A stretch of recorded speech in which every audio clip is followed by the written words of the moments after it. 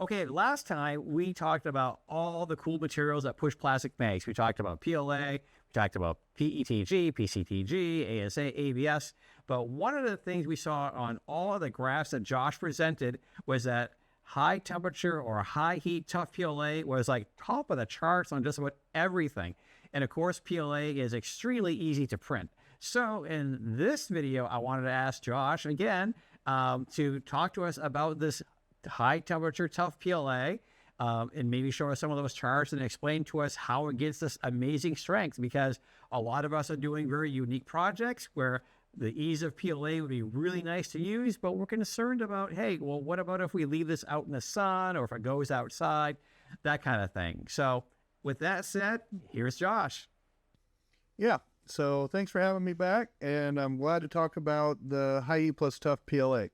So the first thing I want to say is Push Plastic uses virgin resin that we purchase, and we don't really change it that much. That's part of our main mission, and the main core of our products is we're delivering known resins in a printable format.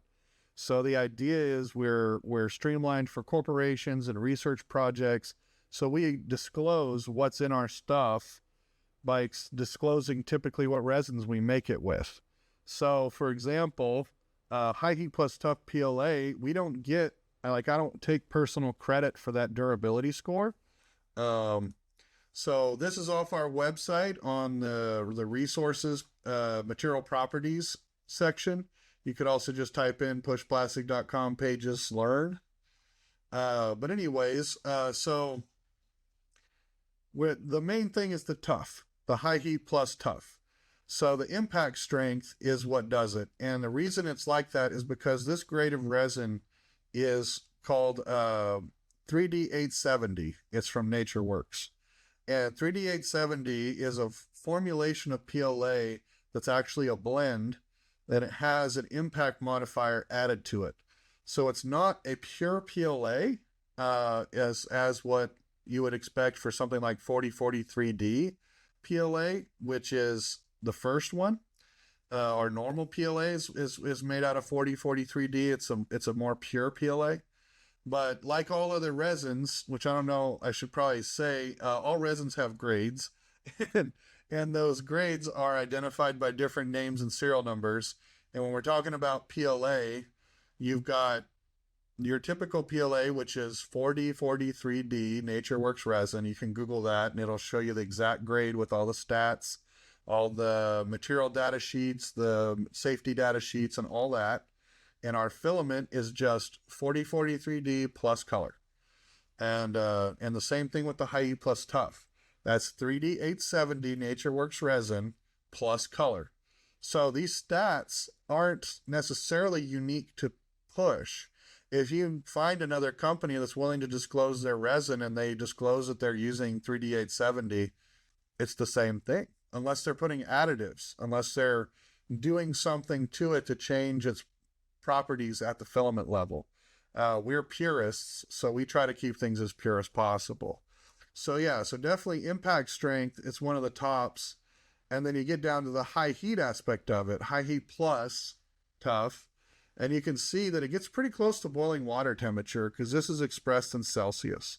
So while 54 degrees, you could reach that temperature in a hot closed car in the summer, especially in the South where we live, where I live. And then you have the high heat plus tough boosts that. So then you could print cosplay or whatever type of object you want, and then you could store it outdoors. You could take direct sunlight. It could be in a hot car. It could be shipped and get heated up in a UPS truck somewhere. There's lots of things that you could get away with if you had the high heat plus tough modified PLA. And what's interesting, while you're looking at that right there is, I mean, it's scoring higher than ABS. And, you know, people think, oh, if I'm going to be doing something where it's going to be hot out, I have to be ASA or ABS. But yeah, this stuff is on par with ASA. Like it's 0.7 degrees different from ASA. And another question we get a lot from high heat plus tough is, oh, was that score as a result of annealing? which for those of y'all that don't know, annealing is when you take a material and you heat it up close to its glass transition temperature, which is a temperature where it starts to behave more like a liquid versus a solid and vice versa. It's like that zone where the molecules are no longer bonded. You heat it up to that glass transition or near that glass transition, and then you keep it at that temperature so it can fully heat soak and the whole part can hit that temperature. And then you very slowly cool it off. And then what it does is it causes all of those molecules to really tightly interlock when they go back to their solid form. And that extra tight bond you get from the annealing increases its future impact resistance, rigidity, and heat deflection. So you can modify a part, you can boost it through annealing. And so we get questions where people are asking us, okay, well, were these parts in this test annealed? And the answer is no. We just literally printed them and we mailed them off to this laboratory. But with the caveat, if you look at the heat deflection, it says the specimen is lowered into an oil bath where the temperature is raised 2 degrees Celsius per minute until the specimen deflects to a specified distance. So you could argue that perhaps even though the cooling step isn't there, that they would have lingered somewhere in that glass transition zone for long enough that you could have gotten some benefits from a potential partial annealing. But for the most part, no, this is an unannealed part, which means that with further testing, if someone wanted to do something independently, you could anneal it and boost the heat resistance further than even this. Yeah, it's a trade-off. So you've got your normal PLA, and so that's one of the things I was going to mention is this impact strength doesn't come without sacrifice. Like typically what you're talking about here is a lack of rigidity. You're talking about more flexibility, more ductile. Like it's more flexible, it's more rubbery, if you will. And so when you go down to things like flexural strength, obviously it's not going to be as rigid, so it's going to flex a little easier. So it's going to flex, or it's going to deform, it's going to change shape a lot quicker than normal crystalline PLA. And same thing with flexural modulus. And these things could be seen as low stats, as in they're bad. But if you're not needing something to be super rigid, then that's good. It's not actually bad. It depends on what you're trying to do. And so that's your trade-off. And my point is, it's not that much different.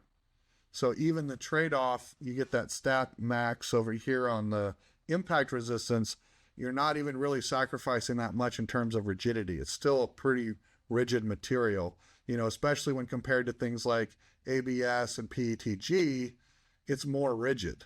It's not a lot more rigid, but it's significantly more rigid. You know, same thing as stress at break. You know, even though it will break earlier, it is not, since it's more flexible, it's not going to break as catastrophically. It's going to crack versus shatter, if that makes any sense. So just because there's a low score in some of these doesn't mean it's bad. It just means it performs differently. And so knowing how to read these stats, you want to pay attention to this here, the maximum stress the material can withstand without permanently deforming. So it will more permanently deform. It will permanently deform sooner than PLA. It won't snap back to its original shape. But that's not necessarily a bad thing, and it's still better than ABS and PETG, right? And then you get over your maximum stress the material can withstand before breaking. So this is catastrophic failure. Once again, it beats both ASA and ABS. So it's still PLA. It can take more stress, but then also the way this works is all that stress is stored, and then when it breaks, all that energy is released at once, and that's what we call a catastrophic failure. So it's kind of a happy medium between a folding crack and a shatter. It's in between. So it's a really cool material, and we have it for a reason, and that reason is pretty obvious. You know, you've got the bioplastic advantage, you've got the renewable resource advantage, and you have the stat advantage where it could replace some of these petroleum products and still be a very viable material that's also super easy to print because it doesn't really shrink like the other materials. Now, one of the things with this material is just like your other PLAs, you should not need to dry this before use because it's... Correct. Yes, you just load it and send it. You don't need to keep it in a special vacuum sealed bag. I mean, I don't know if you can see on the edge of my Yeah, they're all out. frame here. They're all out there exposed. It's everything but nylon over there. You know, and I just run them in my P1S. I run them in whatever printer I want to run them in. And High Heat Plus Tough is there. I use it for when I print gifts for people, like toys or gadgets or games. I like to use the High Heat Plus Tough because it's easy to print with, it's safe as a material, and it is durable. So you don't have to worry so much about your toys or puzzles breaking. Like Flexi Critters, for example, they're notoriously fragile, but if you print it with some High Heat Plus Tough, it's a little less so. So with high heat, with this high heat tough PLA filament, are there any special precautions or any special instructions different from regular PLA? I mean, or just... No, it's very similar. If it prints on par with PETG, if anything, it's not even that hot. So if you use like a PETG profile, it flows really well. So you don't have the same like flow restrictions that PETG has. It's really similar to printing with PLA. Like, for example, the white High Heat Plus Tough, sometimes with 175, I'm like lazy and I'll just throw it in and just run my PLA profile and not even really heat it up. And it might print a little more matte, but it still prints out okay. Like it's really close to normal PLA. It's just a little bit hotter. You don't even really need to have that much hotter of a build plate, but I say 60 versus 50. We're talking 240 versus 220. Like it's not crazy different. It's really easy to print with. It doesn't string like crazy unless you're like way overheated or something. And it's just a fun material. And same thing, 100% fan after a layer or two and let it rip. Yep. It performs very similarly to the PLA in a print and from a printing standpoint, but post print the part is way different. It's a lot stronger. So your PLA, I see that on the website, and I'm looking at the High Heat Plus Tough PLA. I see that costs a bit extra. I'm assuming that's because it's a higher quality ingredient. Not necessarily. It's actually a volume thing. So as a factory, we can control costs with volume, like it scales really nicely for us. So the more we buy of a material, the cheaper it gets, and then we can pass those savings off to y'all. So the difference, or the reason why it is more expensive, is because people buy it less. And so it's one of those like chicken and egg things. It's like if more people would buy it, then we'd have more demand, then we could buy more raw material and we could bring the price down. And we do have some customers, like corporate customers, that are converting to 3D870. So we should be seeing those prices come down just because those businesses are doing the heavy lifting. But we haven't got to that point yet. We're still in the like negotiation phase. So until we actually get to production and we actually start ordering those, quantities of material, we're not going to see the savings, and we can't pass those savings on. It's just not good business. So high heat tough PLA seems like a good novice material with a lot of parts. We just don't know a lot about it. And as we talked about, you don't need to anneal it to get those great values as far as the heat resistance. And they can get that through your website. And we also have a coupon code where Nerdy is Cool 15. So that takes a little bit of bite out of that price tag. So if they want to try that out, there it is. Yeah, definitely use that promo code. We got to support Paul. He's a cool guy getting cool information out there, because I know I don't have time to edit a YouTube video. So you wouldn't even know about me if it wasn't for Paul. And I'm glad to share information that helps everyone. And he's the person that makes it all possible. So get some High Heat Plus stuff and try it out. You can get it at pushplastic.com. Use the Where Nerdy is Cool 15 promo code and, help Paul out. And don't forget to use that promo code. And we also have a special right now on the black PLA. So if that's still running when you get there, we got half off on black PLA if you just want some normal PLA to compare. And you can do like some destructive testing and see how better it is. You can get really cheap, regular PLA, you can pay a little bit more and get a discount on the high heat plus tough, and maybe it's worth it. I don't know. You'll see. Nice.